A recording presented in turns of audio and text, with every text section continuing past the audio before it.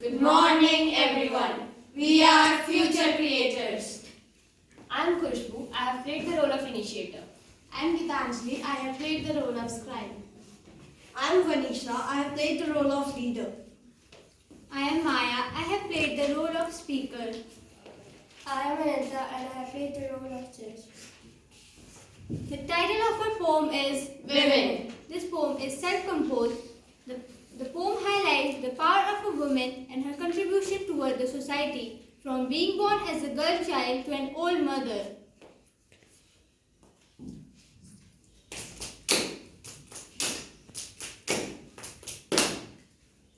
I'm a bird giver, I'm a pain bearer, I'm independent, I'm beautiful, I'm a breadwinner, I'm a housemaker. I can be Kalpana chasing the sky, I can be Malala fighting for her right, I can be Harnaz with beauty and glamour, I can be Shakuntala, a mathematician, I can be this, I can be that. I am an engineer. I am a pilot. I am a lawyer. I am a model. I am a businesswoman.